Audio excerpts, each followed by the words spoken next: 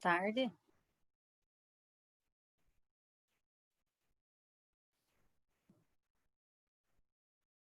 Boa tarde, meninos. Estão me ouvindo? Boa tarde, professor. Oi, Bruna.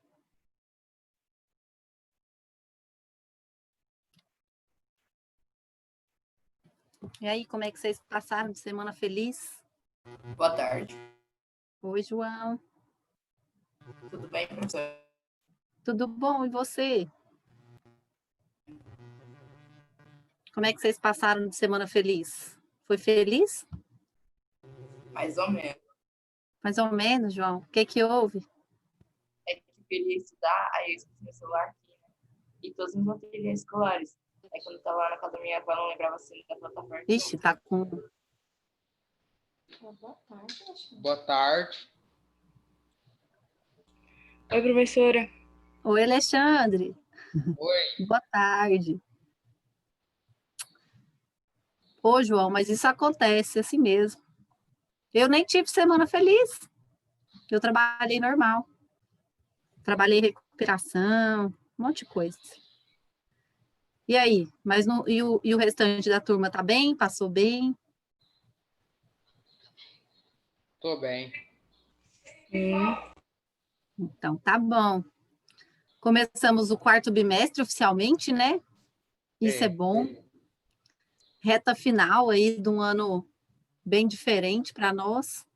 Mas, por outro lado, acho que a gente tem aquela sensação, pelo menos eu tenho, né? Que a gente está chegando e já está vendo a linha de chegada, assim, nossa, eu corri, agora eu vou conseguir passar pela linha de chegada. Vocês têm essa sensação?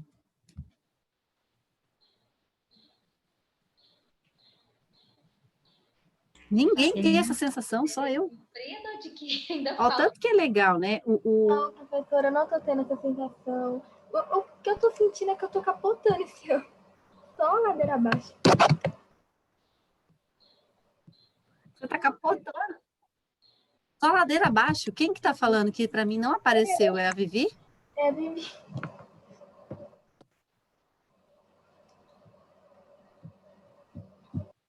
Vocês estão me ouvindo bem? Porque para mim vocês estão chegando meio com atraso, assim, meio arrastada a voz. Sim, a gente tá te ouvindo normal, eu acho, pelo menos eu. Que bom, porque eu não tô na minha casa. Eu tô reformando minha casa, gente, nesse turbilhão de coisas. A gente ainda não contenta, né? O tanto de coisa que tem para resolver, a gente arruma mais coisa. Aí eu tô reformando minha casa, eu tô ficando aqui em outra casa, na casa da minha sogra. Então, eu Oi, não tô com a professora, minha... boa tarde. E aí, Gabi? Tudo bom, né? Ô, Pois professora, é. aconteceu uma coisa muito legal na outra aula. A senhora não tem noção. E Gabriela, põe na roda. Dois meninos invadiram nossa aula, professora. Foi muito top. Top. E o que eles fizeram? Nada, eles estavam conversando lá. Ah, então foi sem querer. Não, acho que foi por querer mesmo. Uai, mas Você interromper nunca e viu, não, atrapalhar? professora? Aluno invadindo a aula dos outros, Ixi, não? demais, demais. Já aconteceu comigo, já. Sério, professora? Coloca Já. na roda. Não, aí eu peguei e tirei o cara, derrubei a reunião. Teve uma que eu precisei derrubar a reunião, porque eu não achava quem era. Teve outra que eu consegui excluir a pessoa. Acontece, né, gente? Na verdade, as pessoas são as mesmas, né? Então, aquele menino pentelho que de vez em quando atrapalhava a aula, que de vez em quando, né, queria chamar atenção, ele continua aí. Só que agora ele faz isso de outro jeito, né? Então, É verdade. acontece. Pois é, mas assim, é interessante essa visão do ano acabando, né? Porque o tempo, ele é contínuo, ele não tem começo, meio e fim. Isso é uma coisa inventada pela humanidade, né? Esse negócio de relógio, ano, tal hora. Mas assim, na minha cabeça, é bom ter esse final de ano. Dá a impressão que realmente a gente está fechando um ciclo, começando outro, né? Então, eu acho bom essa visão, assim, ó, quarto bimestre, agora é reta final, né? Quem aí semeou o ano todo já fica mais tranquilo, porque sabe que agora não está tão difícil de fechar os 180 pontos, né? Tem gente que até já fechou. Então, Aí quem não se esforçou muito, agora sim, é a hora dos oprimidos. Vai agora, sob pressão, vai ter que trabalhar o que não trabalhou, né? Ô, Então, professora, Oi, Gabi. a senhora viu que parece que saiu a vacina do corona? Polêmico isso também, né, Gabi? Pois é. Olha, assim, eu rezo para que seja verdade, porque seria um alívio para a humanidade. Mas eu tenho meu pé atrás, né? Porque a gente não pode esquecer que nós estamos a 15 dias, 10 dias das eleições, né? Estados Unidos também está aí pouco tempo das eleições deles acabarem. Então, assim, mexe com muita política. Então, eu não sei, assim, até que ponto é verdade. Mas eu rezo para que seja. Nossa, Deus abençoe que seja. Não tinha pensado por esse lado, professora da política? Libertação para a gente. Galera,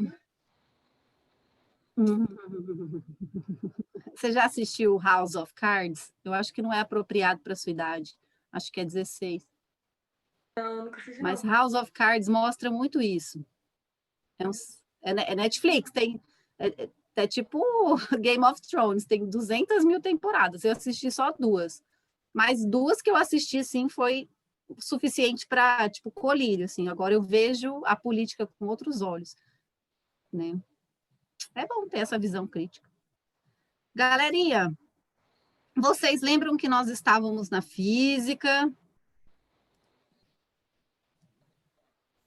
Ué, cadê a galera que estava falando, que sumiu agora? Lembro. Lembra, né? Vou passar aqui rapidinho. Vocês se lembram que a gente estava estudando mecânica, que está relacionado a movimento, não foi? Ah, sim, você já tá preparando o negócio lá do simulador. Sim, movimento da natureza, né? Não é muito a ver com carro, porque quando o pessoal começou a estudar os princípios da mecânica, nem carro existia. Então, né? Aí a gente viu, né, as aplicações da mecânica, então a corrida espacial. Aí a gente viu hoje, por exemplo, muito, né? O SESI preza muito essa parte, que é a robótica, que realmente ela é fundamental para a produção em massa das coisas que a gente quer. Eu sempre falo que a gente não pode ser. Eu já fui muito eco-chata, já falei isso para vocês, eu era muito eco-chata, hoje eu não sou mais. Não adianta, o que a gente quer é progresso. Você vai falar para qualquer pessoa, ninguém dispensa um iPhone, ninguém dispensa um Wi-Fi. Lá na tribo tem Wi-Fi aí, muitos índios têm Wi-Fi. Aí, então, a gente não pode negar, né, o progresso da humanidade. E a mecânica ajuda muito nesse progresso. Aí, a gente viu um pouquinho das 3 leis de Newton, né, que é a inércia, que é a tendência de tudo ficar parado ou tudo ficar em movimento, até que tem uma força contrária. Então, o que? Meu celular, ele estava descansando aqui no meu computador. Ele ia continuar descansando aqui em cima. Mas aí eu fiz uma força e peguei o celular, certo? Então, o princípio da inércia é esse. Aí a segunda lei de Newton, né, que o princípio fundamental da dinâmica, que é a resultante de forças. Então, sempre que tiver uma força, vai ter outra, né? Aí a gente tem que ver se essas forças estão para o mesmo lado, para lados contrários, e aí a gente acha a resultante dessas forças. E tem como a gente calcular a força, né? Com aquela formulinha da F, né? Força é a massa vezes a aceleração. E aí todo objeto tem massa, porque todo objeto é formado de átomos, né? Todo corpo é formado de átomos. Até o ar é formado de átomos. Então, quando a gente pensa assim, ó, a frente fria que, graças a Deus, chegou em Goiânia, né? Tinha aqui uma massa de ar quente. O que é uma massa de ar quente? Um monte de ar em agitação. Estava tudo lá, agitado. Aí, de repente, chega uma massa com uma agitação menor, tá? De gás também. Quando elas encontram, puf, aí vem a chuva, certo? Por que choveu para baixo e não para cima? Porque a água tá lá em cima. Não é por causa da gravidade que puxa tudo para o centro da Terra? Nossa. Né? Então, Não tinha aí pensado por dá esse para a lado. gente calcular. Sério? Dá para a gente calcular, por exemplo, a força com que o pingo de chuva bate no para-brisa do carro, bate no telhado da casa. né? É só a gente pegar a massa de água que está caindo vezes a gravidade, a aceleração. Então, aí a gente viu a terceira lei, que é a lei da ação e reação. Toda ação tem uma reação, né? Lembra que eu falei, até brinquei um pouquinho, falei, não tem como a gente jogar no universo coisa ruim e receber coisa boa, porque é uma lei física, né? Então, se eu quero receber o bem, eu tenho que jogar o bem. Aí, para não ser tão vaga, vamos pensar no tapa na cara, né? O tapa dói em quem está recebendo, mas ele dói na mão que bateu também, porque é física. Toda ação tem uma reação. Aí a gente viu que tem vários tipos de força. Aí a gente falou da força-peso, né? Que a gente geralmente fala errado. A gente fala assim, quanto você pesa? E o certo, na verdade, é a gente fala assim, qual a sua massa? Porque a gente quer saber o tanto de átomos que a pessoa tem e quanto que aquilo dá na balança, né? Então, a gente está calculando a massa da pessoa e não o peso. Aí a gente aprendeu que peso, né, é massa vezes gravidade, não é? É o que está falando na formulinha aqui, ó. M vezes G. Então, eu peso em cima do planeta Terra, porque quando eu aqui, que tenho uma massa, vamos supor, de 60 quilos, e a gravidade me puxa para o centro da Terra, eu faço força em cima da Terra. E essa força se chama peso, né? E o peso, ele tem que ser calculado com um dinamômetro e não com uma balança. Dinamômetro é um instrumentinho aqui que tem essa mola, né? E ele consegue fazer esse cálculo para você. A gente tem um dinamômetro lá no laboratório. Oi? O dinamômetro, ele é digital? Como que ele é? Esse aqui é analógico, né? Igual essa balança aqui, é analógica. Mas já tem dinamômetro digital. Já tem tudo digital. Bom, aí a gente viu que o peso nosso, né, não vai ser o mesmo lá na Lua. Por que que vai ser diferente? Quem se recorda? Por causa da gravidade. Isso, a gravidade na Lua é maior ou menor que na Terra? Menor? Menor. Então, como a Lua puxa a gente com menos força, então a gente faz menos peso sobre a Lua. Então, a gravidade na Lua, enquanto aqui é mais ou menos 10, lá é mais ou menos 1,6. Então, é bem menos. E é por isso que daí na Lua a gente caminha meio como se estivesse na piscina, né? Meio flutuando. Mas eu alterei a quantidade de átomos que eu tenho quando eu vou para a Lua? Acho que não. Não, só se eu perder um braço no meio do caminho ou se eu fizer um regime daqui até lá. Do contrário, o tanto de átomos que eu tenho aqui eu vou ter lá. Então, minha massa vai ser a mesma, mas o peso que eu faço sobre a superfície da Lua vai ser diferente. Aí a gente viu o que é força gravitacional, né? Naquele que eu indiquei, como é que chama esse site, gente? Deixa eu ver lá no final. Quer que desenhe? Esse site não, esse canal. É muito bom, tá? Acompanhem eles lá. Não ganho nada para fazer merchan para eles. Professor, eu Acho- assisto. Sempre quando tá em época de prova, eu assisto os vídeos deles. Excelente, Ana Júlia, porque a explicação deles é muito boa, assim, né? Hoje a gente pode ter o melhor professor do mundo, se a gente quiser, só a gente procurar no YouTube. Mesmo se o seu professor for ruim, você pode correr atrás do prejuízo. Ai, gente, calma aí. Meu programa parou de responder. Deixa eu parar de compartilhar de novo. Não. Ah, peraí, vou fechar e vou abrir de novo. Aí, eu pedi para vocês irem no FET Colorado, não foi? Foi. Sim. Pois é. Eu vi que nem todo mundo foi. Deixa eu ir lá para mostrar para vocês. Foi até Ô, professora, bom, o programa fechou na hora certa. Oi. eu achei que tinha que mandar de todos os exemplos, eu tirei print de um monte. Ah, e aí só permitia um envio. É, Você, aí eu escolhi né? um lá. Ah, então tá bom. Bom que você escolheu o seu melhor. Moçada, quem navegou lá no simulador, aí Era vocês pra fazer o viram... que mesmo, Giovana? Era para navegar no simulador, Luísa, para entender o que é a força centrípeta, né? o que que é a gravidade. O simulador ele vai mostrar aqui. Eu vou jogar aqui um pouquinho para vocês virem. Mostra aqui o Sol e o... Perdeu não, você não faltou nenhuma. Ué, parece que eu não lembro dessa daí. Não, esse aqui eu não mostrei, estava lá como tarefa de casa, para entrar no simulador. Então, a gente tem noção da relação do Sol em relação ao planeta Terra. Aí você pode escolher aqui, né? Sol, Terra e Lua e somente a Terra e o satélite geoestacionário. Aí vamos supor, o Sol aqui, por que o meu está pequeno? Porque geralmente é grande. Você tem como aumentar lá embaixo, senhora. Aonde que eu não estou vendo? Na Júlia sabe. Geralmente fica grande aqui para mim.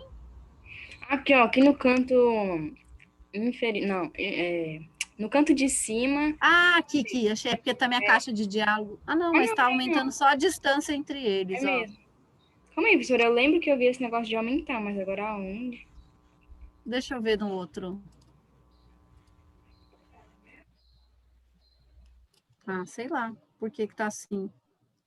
Deixa eu ir mexendo aqui. Olha, então ele mostra aqui o Sol e a Terra, né? A força da gravidade. O Sol atrai a Terra atrai o Sol. Mas por que o Sol, né, não vem aqui em direção à Terra? Por que a Terra não vai em direção ao Sol? Porque não tem só o Sol e a Terra no universo. Então, do mesmo jeito que o Sol e a Terra estão se atraindo, os outros planetas também atraem a Terra, atraem o Sol. Então, é como se fosse um cabo de guerra, onde está todo mundo sendo puxado para todos os lados. Então, está todo mundo mais ou menos na mesma posição. Deixa eu ver o que mais aqui. A velocidade, né? Então, o planeta, ele tem uma velocidade que ele orbita em torno do Sol. Ó, vou dar o play aqui. Aí, por que o planeta não vai embora para sempre em linha reta? Né? Porque pelo princípio da inércia, ele continuaria toda a vida embora. Só que o Sol atrai o planeta e não permite que ele vá embora. Então, o planeta sempre vai orbitar ao redor dessa estrela que tem uma gravidade muito alta, formando aí um sistema solar, né? O Sol ele consegue atrair todos os planetas do nosso sistema. E tem outros que a gente nem conhece ainda. Não sei porque que... Olha aí, a Terra, uma massa da Terra, o Sol tem 333 vezes, né? 333 milhares de vezes a massa da Terra. Então, o Sol é imensamente maior que a Terra. E aí a gente tinha vários outros simuladores aqui para fazer. Eu não vou fazer mais, porque eu tenho que continuar a aula. Deixa eu voltar aqui. Aí era mais para vocês brincarem mesmo com o... Gente, calma aí que eu fechei, agora tem que achar onde está. Se alguém tiver alguma dúvida, quiser ir perguntando.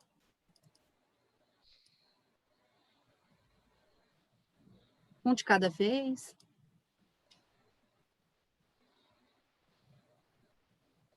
Nossa, ninguém.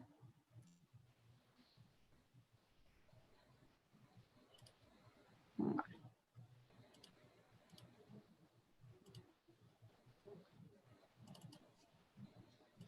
Galerinha, aí eu fiz a pergunta, né, do que eram satélites geoestacionários, não foi?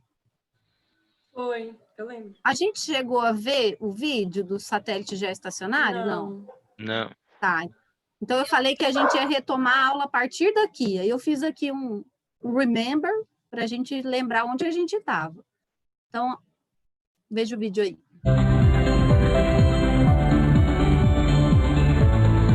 Então, tá beleza? Satélites geoestacionários. Os satélites geoestacionários possuem um período médio de rotação igual ao da Terra. Por isso, se observados da superfície, eles parecem estar sempre parados sobre o mesmo ponto. São posicionados sobre a linha do Equador, a uma altitude de aproximadamente 35.786 km. Frequentemente, são utilizados para observações de uma mesma região da Terra e para telecomunicações, quando uma antena na superfície fica apontada para o satélite sem a necessidade de redirecionamento. Alguns exemplos de satélites geoestacionários são o GOES 8 e os brasileiros da série Brasilsat. Então, pausa aí. Esses satélites geoestacionários, então, geo é terra e estacionário é porque eles parece que eles estão parados em relação a uma determinada região, né? Então, é estacionado, né? Geoestacionário. Então, eles ficam aqui na região do Equador, né? Orbitando a Terra, e eles fazem essas imagens de satélites. Então, por exemplo, quando a gente tem Sky, quando a gente tem NET na casa da gente, ou até a Sky Gato aí, né? Gente, não é ilegal, tá? Sky Gato. Eu descobri isso tem pouco tempo, mas a gente fala disso nas próximas aulas. A gente tem lá um satélite que fica enviando sinal de televisão, né? E a gente, do ponto que a gente vê na Terra, a gente consegue captar esse sinal desse satélite. Professor, Aí tem os outros tipos de satélites, que não são os geoestacionários. Vou mostrar agora. Satélites heliosíncronos. Os satélites heliosíncronos giram em torno da Terra em uma órbita quase polar, passando sobre o mesmo ponto da superfície terrestre todos os dias no mesmo horário. Dessa forma, conseguem transmitir dados para antenas com posições fixas sobre a Terra. São considerados satélites de baixa e média órbita, com altitudes que variam entre 550 e 850 quilômetros. Exemplos de satélites heliosíncronos são os da série Cibers, desenvolvidos a partir de uma parceria do Brasil com a China e que são utilizados para sensoriamento remoto. O Cibers 2 está posicionado a uma altitude de 778 quilômetros e executa aproximadamente 14 revoluções por dia sobre a Terra. Massa, né? O satélite heliosíncrono, hélio é Sol, né? Então ele não é sincronizado com a Terra, ele é sincronizado com o Sol. E ao invés de ele estar posicionado na linha do Equador fazendo esse movimento, ele vai do Polo Sul ao Polo Norte, fazendo outro movimento. E é dele que a gente capta, por exemplo, as imagens de frente fria, frente quente, ciclone, desmatamento, queimadas, né? Então, eles ficam orbitando, eles dão 14 voltas por dia na Terra, olha que doido, e eles vão captando essas imagens. Então, quem gosta dessa área aí de tecnologia. Galerinha, vamos agora, lá no livro 2, na página 11, fazer uns exercícios, rapidinho. Ô, professora, Oi. o que faz com que o satélite, ele, tipo, fica lá parado e ele fica, sabe, só rodando em círculos? Por que ele, tipo, não desvia? Primeiro, o satélite, ele vai estar orbitando, para ele sair da gravidade da Terra, porque ele fica assim, ele fica numa linha quase terminando a atmosfera da Terra, né? Se ele passar dessa linha, e aí vem a programação, você tem que programar aquele robô para ele não passar daquela linha, porque se ele passar, ele vai ser perdido, vai embora para o espaço, porque ele sai daquele campo gravitacional da Terra. Então, eles programam o satélite para ele tem que ter, né, um motorzinho que vai mandar ele para um pouquinho longe, igual um avião. Aí vamos supor que aqui é a Terra, aqui está o satélite. Quando chega nesse ponto, o motor ele não funciona mais. Geralmente os satélites eles funcionam com energia solar. Como o Sol nunca acaba, a energia deles também não. E aí eles ficam, aí você tem que programar exatamente o lugar que você quer que ele fique. E aí, se ele for geoestacionário, ele vai fazer isso aqui. Se ele for heliosíncrono, ele vai fazer isso aqui. Entendeu? Então, o Sol não deixa ele parar o motor e a gravidade fica puxando ele igual a Terra puxa a Lua. E isso vai ser eterno, só se ele der um defeito, né? Mas então ele não fica, tipo, 100% lá no espaço, fica numa camada, assim. Minha mão tá no espaço. Não, tipo, se eu não tô no fora, sabe? Fora da Terra. Ele tá ainda no campo de gravidade da Terra, né? Se ele passar desse campo gravitacional, a Terra não consegue mais puxar ele é perdido. Vira lixo espacial. Acontece muito. Né? Muitos satélites viram lixo espacial. Respondi? Era isso mesmo que você queria saber? Ah, entendi. Vamos lá então, meninos. Vamos trabalhar as ideias desse capítulo. Lá na página 11, no nosso livro 2, pergunta assim: qual é o valor da força gravitacional que age sobre um objeto com 20 quilogramas de massa? Então, eu tenho um objeto que pesa 20 quilos, né?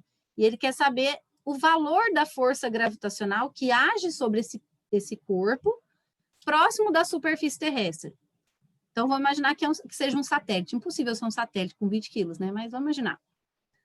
Aí ele te dá um dado aqui. Ele fala, considere a gravidade igual a 10 metros por segundo ao quadrado. Esse metros por segundo ao quadrado é a unidade de aceleração. Vocês se lembram qual que é a fórmula para calcular a aceleração, a força? Massa vezes a gravidade? Não, né? Isso é massa vezes aceleração, que pode ser também, se ele está falando que a gravidade é a aceleração, então é massa vezes gravidade. Então, eu tenho o corpo de 20 quilos, a gravidade agindo sobre ele, puxando ele para o centro da Terra. A gravidade eu sei que é 10 metros por segundo ao quadrado, e aí eu tenho aquela fórmula, que é força é igual a massa vezes a aceleração.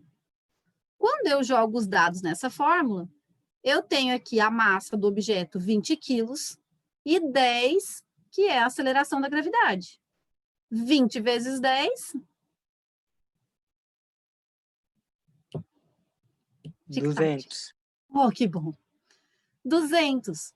Só que como a gente está falando de força, a unidade que a gente usa para força é o Newton. Nada mais justo, né? O cara que estudou, o cara que postulou essas leis. Então, ele recebe o mérito aí. Então, a força que age sobre esse objeto de 20 quilos é de 200 newtons. Professor, o que é o S2 ali? O que ele significa? Metros por segundo ao quadrado. Então, ou seja, a cada 1 segundo, vamos supor que esse objeto aqui seja o de 20 quilos. A cada 1 segundo, esse objeto, ele acelera 1 metro por segundo. Tipo o carro. O carro não é em quilômetros por hora? Uhum. Aqui a gente está fazendo o cálculo em metros por segundo. Certo? Em vez de quilômetros por hora. Então, quando eu derrubo aqui meu objeto, aqui ele estava com velocidade zero, não estava? Estava parado. A partir do momento que ele começa a cair, ele ganha aceleração. E quem que está acelerando ele? A gravidade? A gravidade. Certo? Então, a cada 1 segundo, ele ganha mais 1 metro por segundo. Então, ele começou 0, aqui no ponto 1, 1, aqui no ponto 2, 2, no ponto 3, 4, certo? Perdão, 3. Então, quando ele chegar, tipo, em alguma superfície, quando ele parar, vai ser essa força dele que ele vai bater? Sim. Ah, entendi. Exatamente, Gabriela. Bom, vamos lá. Quem sabe aí, ó, explique as diferenças entre um dinamômetro e uma balança de pratos. Balança de pratos é aquela de mercadão, assim, de feira. Explica a diferença entre um dinamômetro e uma balança de pratos. Um pesa para o lado e o outro pesa para baixo. Um pesa para o lado, outro para baixo. Tá, eu entendi seu raciocínio, Luísa. Não é aquilo que você explicou? Tem diferença entre massa e o peso? Alguma coisa assim? Isso, Marco. A balança mede? A massa. Massa. Massa, perfeito. Muito massa. E o dinamômetro? Peso. Peso, exatamente. Olha lá, o balancinho a imagem do dinamômetro e a imagem da balança, né? O dinamômetro é um aparelho, peraí, deixa eu arrastar, que possui uma mola que se deforma proporcionalmente à ação de uma força, que pode ser o peso. Podia ser eu também puxando o dinamômetro, entendeu? Então, daí já não seria a força-peso, seria a minha força Giovana. E a balança de pratos mede a massa do corpo, comparando-a com a massa, com uma massa padrão conhecida. Então, por exemplo, quilos, né? Que mais? Gramas. Querem dar um print da resposta? Gravar.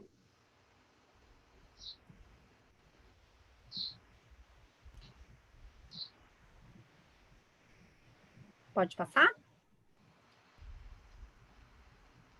Pode. Poeires. Agora o trem caiu. Aí foi. Mas as duas não medem peso? Não, porque peso é diferente de massa. Massa é a quantidade de matéria. E o que é matéria? Os átomos que compõem a gente.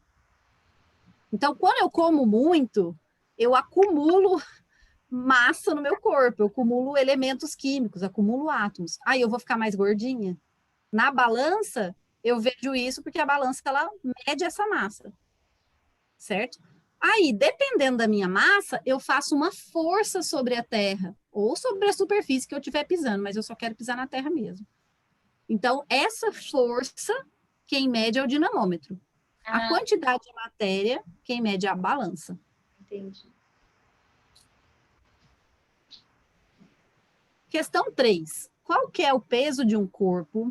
Ó, ele quer saber qual é o peso de um corpo de 60 quilos de massa na superfície da Terra.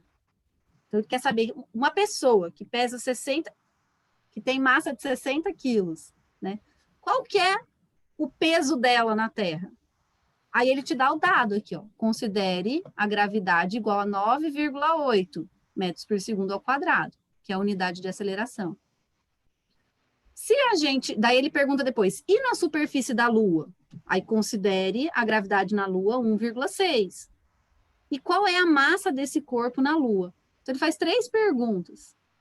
Então aqui, ó, o indivíduo na Terra, com massa de 60 quilos, vamos ver o que acontece, ó.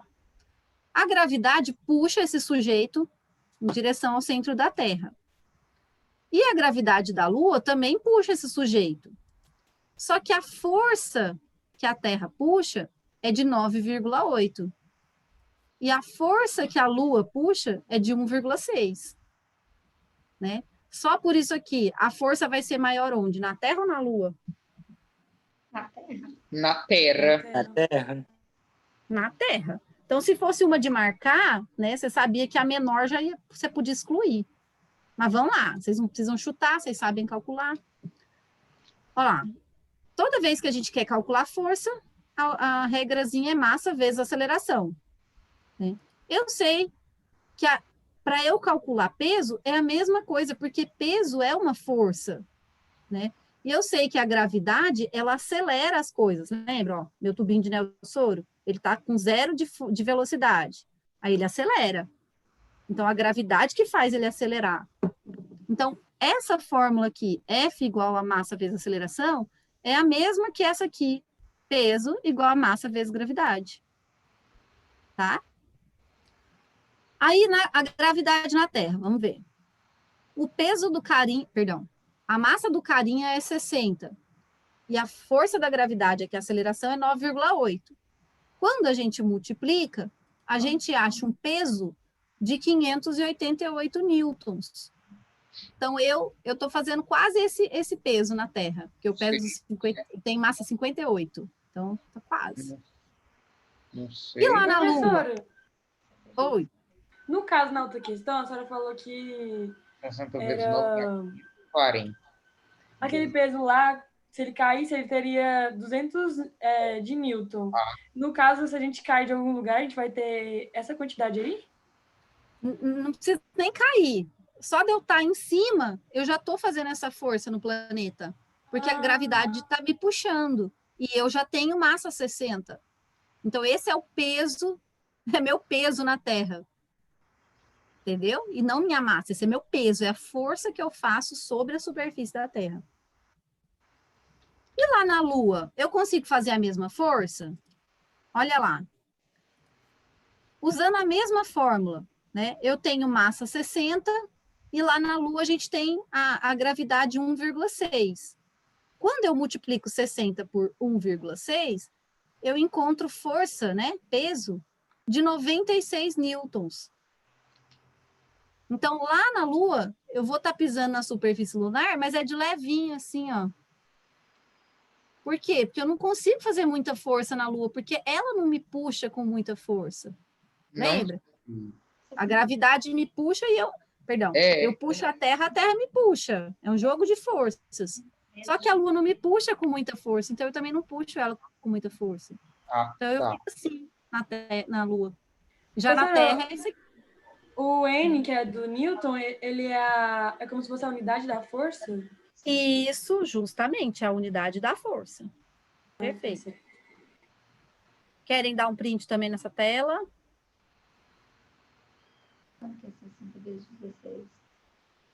960. Então, como é... Pode passar, moçada? Não pode. Bom, aí questão número 4 aí na sequência. Nas figuras a seguir, as duas pedras estão em queda livre, né? Só que uma pedrinha tem massa de 2 quilos e outra pedra tem massa de 8 quilos, tá? Quem que tá puxando essas pedras para baixo? Gravidade. Gravidade, né? Considerando a gravidade igual a 10 metros por segundo ao quadrado e desprezando a resistência do ar, por que que ele fala isso? Porque quando a pedra está caindo, a gente tem um monte de matéria aqui em volta, que são os gases. Então, esses gases, eles dão uma empurradinha na pedra para cima, tá? Só que ele está falando, despreza essa resistência, tá? Finge que não tem nada aqui impedindo dessa pedra cair. Então, ele quer que a gente calcule o peso de cada pedra. Qual que é a mesma fórmula? Massa vezes gravidade. Perfeito. Então, peso é igual a massa vezes gravidade. O peso da pedrinha, vamos calcular. A massa dela é 2, a gravidade é 10. Ele que mandou a gente considerar a gravidade 10. 3 vezes 10? 2 vezes 10. O peso que essa pedrinha faz na Terra é de 20 newtons. 20 newtons. Calcula agora do pedregulho.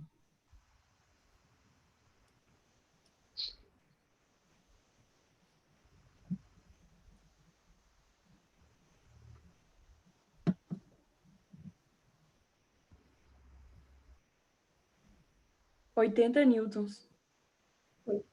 Gabi, tá arrasando, hein? 80. Isso mesmo. Então, peso é igual a massa vezes gravidade. Massa 8, gravidade 10. O peso que o pedregulho vai fazer sobre a Terra é de 80 newtons. Agora ele pede para a gente calcular a aceleração de cada pedra. Pô, sacanagem. Qual que vocês acham que vai ser a... Quem que está acelerando a pedra mesmo? Vai ser massa vezes Gravidade. A gravidade. Ele não mandou a gente desprezar as outras forças? Tipo, os outros gases que impedem da pedra cair livremente? Sim. Então, quem que tá acelerando aqui, ó? Quem que tá acelerando? Gravidade. Gravidade. Então, qual que vai ser a aceleração para as duas pedras aí? Massa vezes gravidade. Talvez aceleração. A aceleração. Massa vezes aceleração? Nem precisa fazer cálculo. Ele já deu a resposta no enunciado. Vocês não falaram que a aceleração é a 10 gravidade? metros por segundo? Exatamente. Então, a aceleração de cada pedra é 10 metros por segundo, porque a aceleração equivale à gravidade. Então, as duas vão ter a aceleração de 10 metros por segundo ao quadrado, que é a aceleração da gravidade.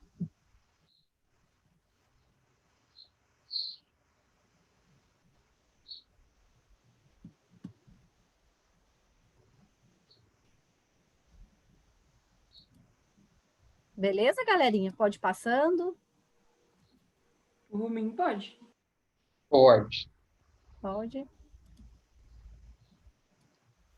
Bom, aí hoje, para fechar nossa aula, a gente vai aprender sobre o princípio de Arquimedes, tá? Que é o princípio do empuxo. Eu vou passar o vídeo aqui, não vou ficar falando muito, não.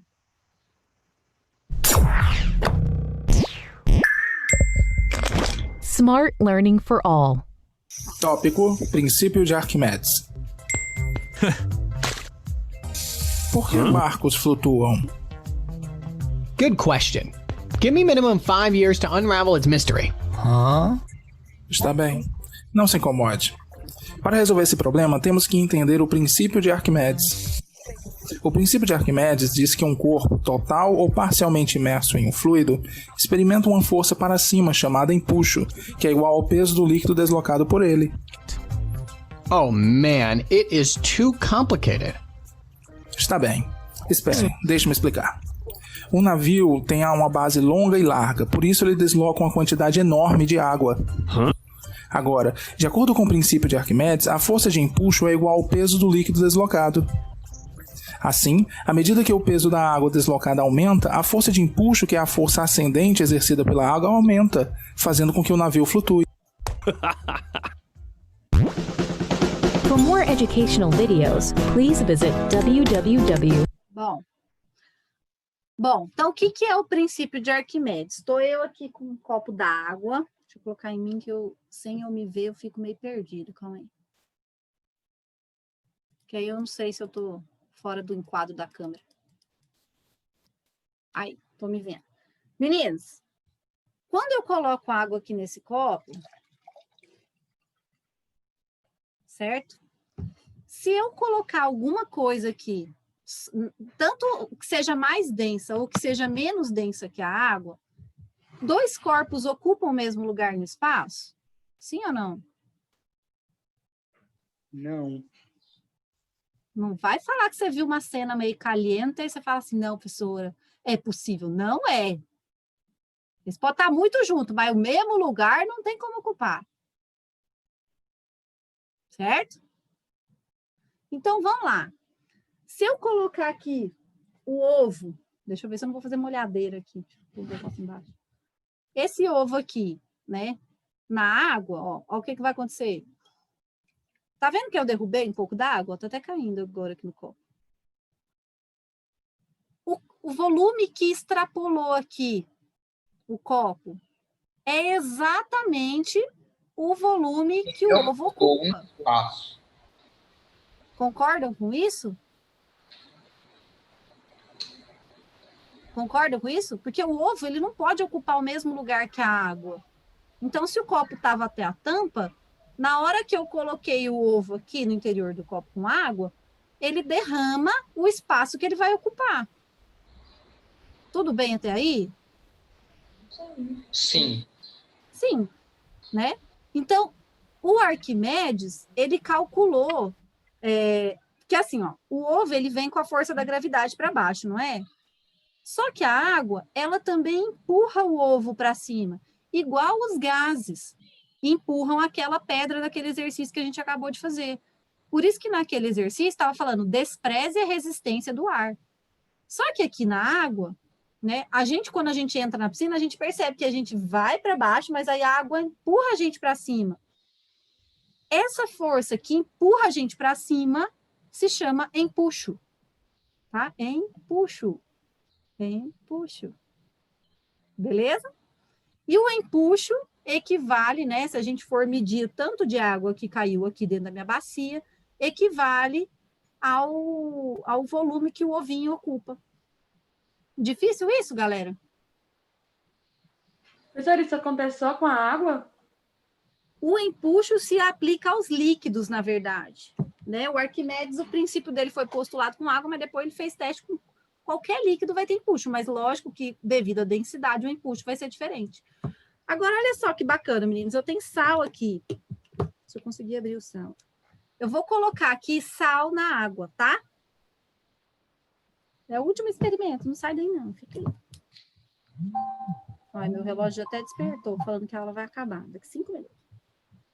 Galerinha, vou pegar uma colherada de sal e eu vou colocar aqui na água. Observem. O que está acontecendo com o ovo? Agora eu pus um monte. Deixa eu tirar a mão. O ovo subiu? O ovo subiu! Professora, Oi. tem até um negócio que acho que é isso, quando o ovo tá podre, ele fica lá no fundo, ele não sobe. Justamente, você sabe por que que ele... Não, ao contrário, Ana Júlia, quando ele tá podre, ele não desce. É isso mesmo. Sabe por quê, Ana Júlia? Não. Porque o ovo apodrece por causa dos decompositores, que são as bactérias. E as bactérias, quando elas comem, elas soltam pum, os gases. E aí o ovo fica cheio de gás. E aí ele fica pouco denso.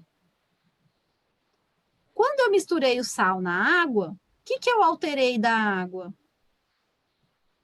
A densidade. A densidade. Então, quando a gente altera a densidade, a gente também altera o empuxo, né? Porque agora é como se a água, ela empurrasse o ovo com mais força. Certo? Então, densidade e empuxo andam juntos. Galera, aí eu vou pedir para vocês resolverem, lá no livro 2, na página 15, o exercício 9 e o exercício 10. E amanhã eu vou começar falando desse exercício 9 e 10. Tá bom? É amanhã mesmo, né? É, quinta-feira. Tchau, né? Professora, agora eu entendi porque que boia mais facilidade no Mar Morto. É um exercício sobre o Mar Morto. Essa experiência aqui é crucial para vocês resolverem essa charada. Que página, Tá bom, professor? moçadinha? Ó, página 15, lá no livro 2. O exercício 9 e o 10. Obrigado. Aí amanhã a gente retoma daqui, Rafael. Tchau. Galera, um beijo. Até amanhã, fiquem com Deus. Sangue nos olhos. Tchau, professor. Tem aula de quê?